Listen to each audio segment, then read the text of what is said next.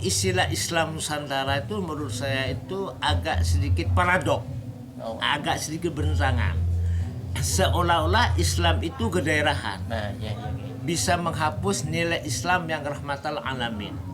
Oh, Al-Mas'udi mengatakan Nabi Muhammad pernah ke Makassar. Makassar, sehingga Makassar diambil singkatan Mak Muhammad, Kasar itu Dihar. Muhammad datang jelas di Makassar untuk berdakwah.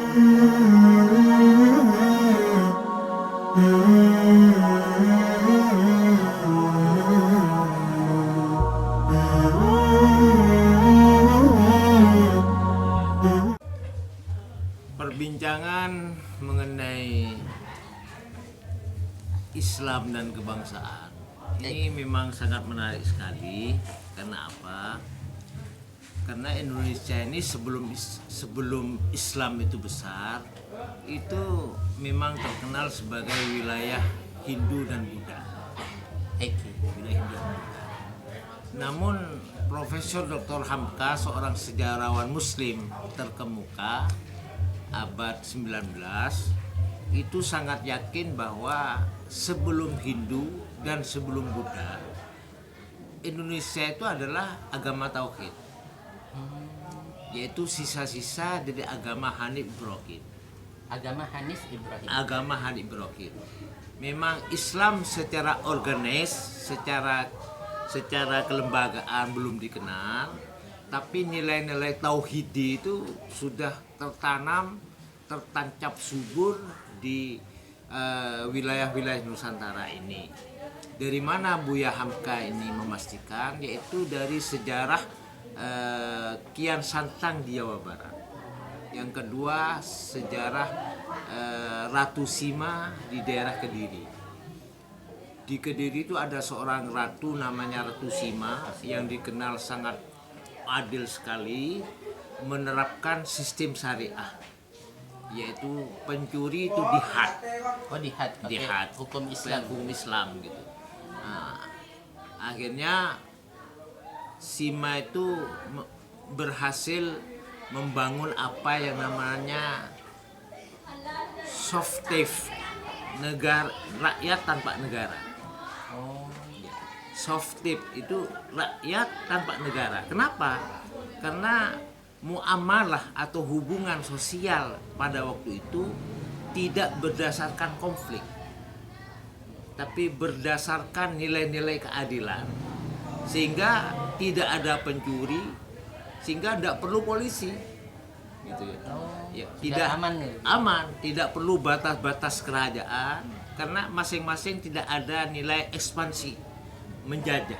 Itu softip namanya. Nah, softip ini bahasa sirah nabawiynya itu adalah Madinatul Fadilah, negeri yang utama. Nah, untuk lebih jelasnya itu bisa dibaca kitab dari Imam Al-Kindi. Nama kitabnya itu Madinatul Fadilah. Iya. Masya Allah. Negara yang utama. Ini sebelumnya menarik sekali untuk pembukaan ya.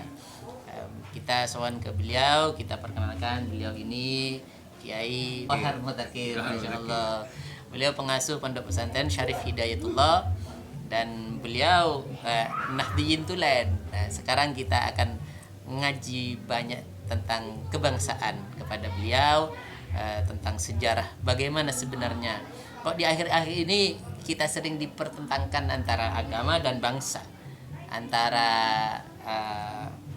budaya dengan syariat, dengan sunnah, dan begini. Sehingga kita ini bukan Islam Arab, kita buang aja Arabnya, buang Arabnya, kita ambil Islamnya. Nah, ada lagi Islam Nusantara. Ada pernyataan begini, Kiai. Jadi Islam Nusantara itu tidak sama dengan Islam Arab.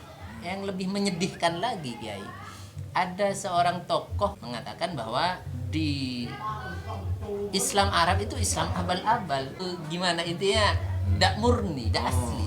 Nah, kita ini Islam hakiki, Islam Nusantara. Nah, Anda juga bisa cari di jejak digitalnya di YouTube, itu ada beredar. Nah, jadi sekarang kita akan ngaji kepada beliau soal Kiai. Begini, kita kan sebagai anak-anak muda ini juga merasa bingung kadang dengan adanya pernyataan-pernyataan seperti itu. Apa betul kebangsaan kita itu tidak sejalan dengan Islam yang ada. Mohon Iya, iya. Jadi sebenarnya tadi setelah saya sebutkan, Islam itu memang berawal dari negeri Mekah, dibawa oleh Kanjeng Nabi Muhammad SAW. Sehingga beliau mengirimkan dakwah dai-dainya ke seluruh dunia, sampai di Jawa Barat itu ada istilah Kerajaan Islam Kian Santang. Kerajaan Islam Kian Santang itu adalah menurut Al-Mas'udi, tokoh tarikh Islamiyah abad ke-17, itu langsung di bawah komando Sayyidina Ali karamallahu wajhah. Sedangkan di Makassar itu, kenapa dinamakan Makassar? Makassar itu ada dua kalimat, Ma Muhammad, Kasar itu dihar, kelihatan. Jadi Al-Mas'udi selain At-Tabari itu menyatakan bahwa Nabi Muhammad juga singgah ke Makassar. Oh, Al-Mas'udi mengatakan Nabi Muhammad pernah ke Makassar. Makassar, sehingga Makassar diambil singkatan Ma Muhammad, Kasar itu dihar. Muhammad datang jelas di Makassar untuk berdakwah. Apa yang disampaikan oleh Nabi Muhammad itu adalah Islam yang sangat inheren dengan masalah-masalah kebangsaan. Karena Nabi Muhammad itu pasca Madinah itu sudah selesai menyelesaikan masalah-masalah kesukuan itu. Seperti sehingga Abu Bakar At-Tamimi tidak disebut At-Tamimi tapi As-Siddiq. Kesukuannya dihilangkan. Dari Bani Tamim. Dari Bani Tamim. Abu Bakar Al-Faruq tidak disebutkan sukunya. Ali bin Abi Thalib hanya digelar karramahullah wajhah, muka yang sangat dimuliakan oleh Allah, tidak disebut Ali bin Abi Thalib Al-Hazimi dan sebagainya dan sebagainya. Jadi sejak awal Islam itu sangat inheren dengan masalah wilayah kebangsaan. Sehingga ketika sampai ke Indonesia, maka di Indonesia itu terkenal sebelum Nusantara itu Biladul Jawi. Biladul Jawi. Iya, yaitu suatu negeri yang di dalamnya itu nilai-nilai tauhid itu berhidup. Seperti di Kerajaan Sima, Kerajaan Kian Santang, dan Kerajaan Makassar itu. Walaupun suasana waktu itu kerajaannya masih Hindu. Gitu. Jadi begitu. Nah, oleh karenanya yang ditanamkan oleh para dai itu adalah ajaran-ajaran Ahlussunnah wal Jamaah. Nah, karena setiap fikih itu mengandung wilayah ortodoksi. Kalau Hanafi itu di Pakistan, Bangladesh, India. Kalau Maliki itu Cordova, sebagian Afrika Barat dan sebagainya. Kalau Hambali itu lebih subur di daerah Mekkatul Mukarramah, karena ya faktor suasana sosial dan alam. Nah, Indonesia itu yang paling cocok itu memang fikih Syafi'iyah. Nah, maka dengan fikih Syafi'iyah, dengan doktrin Asy'ariyah, para dai kita itu bisa memupus semua gerakan-gerakan Hinduisme dan Buddhisme.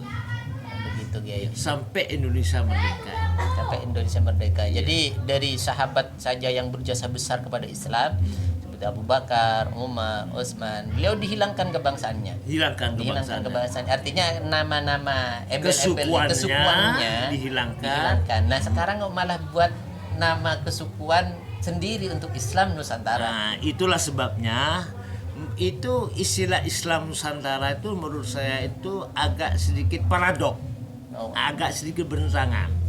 Seolah-olah Islam itu kedaerahan, bisa menghapus nilai Islam yang rahmatal alamin. Begitu. Ya, cukup ditambah di saja itu, bukan Islam Nusantara, tapi Islam di Nusantara. Ya sepakat kalau seperti itu. Ada Islam di Pakistan, India, Bangladesh, ortodoksi Hanafi. Ada Islam di Mekah, ortodoksi Hambali, Mesir Hambali, Maroko dan sebagainya, karena masyarakatnya rasional, pengaruh budaya-budaya Yunani dulu. Maka yang pas itu adalah fikih ortodoksi Maliki, karena di antara 4 mazhab itu yang sedikit rasional itu kan Maliki kan. Nah, maka itu Islam di daerah Cordova, di daerah Spanyol dan sebagainya. Bukan Islam Spanyol, bukan Islam Mesir, bukan Islam India, tapi Islam di Spanyol Islam di Mesir, Islam di India, Islam di Nusantara. Harusnya seperti itu. Harusnya Kiai. begitu. Iya, iya Kiai. Memang ini Kiai pernah disampaikan oleh salah satu tokoh ya. Di antaranya seperti Kiai Marzuki Mustamar, ya, PWNU Jawa Timur mengatakan bahwa Islam Nusantara ini adalah Islam ya bimakna fi. Jadi ada tarkib idhofah. Islam Nusantara cuman bimakna fi. Islam fi Nusantara. Akan tetapi yang membuat kami bingung Kiai. Jadi para pengusung-pengusung Islam Nusantara ini yang memberikan penjelasan kriteria bahwa Islam Nusantara ini bukan seperti Islam Arab. Bukan Islam Arab. Jadi beda. Bahkan salah satu kesempatan Kiai Said Akil menyampaikan bahwa Islam di Indonesia ini yang kental dengan kebudayaannya, dan budaya di Indonesia, budaya Nusantara ini lebih mulia, intinya lebih tinggi, lebih bagus dari budaya di Arab. Seperti itu Kiai. Bagaimana menyikapi hal ini Kiai? Harus dibedakan antara doktrin Islam dan peradaban Islam. Ya kan? Kenapa di Indonesia itu peradaban Islam itu ada haul, ada tahlilan, pakai sarung segala macam. Itu kan tidak lepas di doktrin Syafi'iyah. Sedangkan Syafi'i itu bukan orang Indonesia. Oh iya. Dia pernah di pernah di Irak, lalu pindah ke Mesir. Ketika di Irak dia pakai kol kodim, ketika di Mesir dia pakai kol jadid dan sebagainya. Dari hasil doktrin inilah melahirkan sebuah sikap dan tata kromo. Termasuk budaya itu Termasuk tadi, budaya yang itu, dibangga-banggakan yang itu, dibangga-banggakan ternyata itu. memang dari Arab Iya, juga Kiai. karena Syafi'i itu adalah membolehkan doa orang hidup pada orang mati. Sedangkan budaya Indonesia itu ada budaya Buddha, biasa membacakan ritus-ritus ritual kepada orang yang mati. Karena tidak salah dengan pendapat Syafi'i, maka dihidupkan tapi dikemas dengan nilai-nilai ketauhidan. Dalam tahlilan itu tidak ada istilah persembahan. Kambing, kemudian kerbau dipersembahkan kepada dewan, tapi kambing itu disembelih, dimakan bagaimana tasyakuran dan sodako. Jadi budaya Hindu itu yang tidak bertentangan dengan pendapat Syafi'i, tapi dikemas dengan nilai-nilai ketauhidan. Intinya tetap jauh dari kesyirikan seperti Jauh itu, dari kesyirikan dan sebagainya itu. Nah, olehnya berbicara Islam tidak ada yang tidak impor. Oh gitu ya. Iya. Pemahaman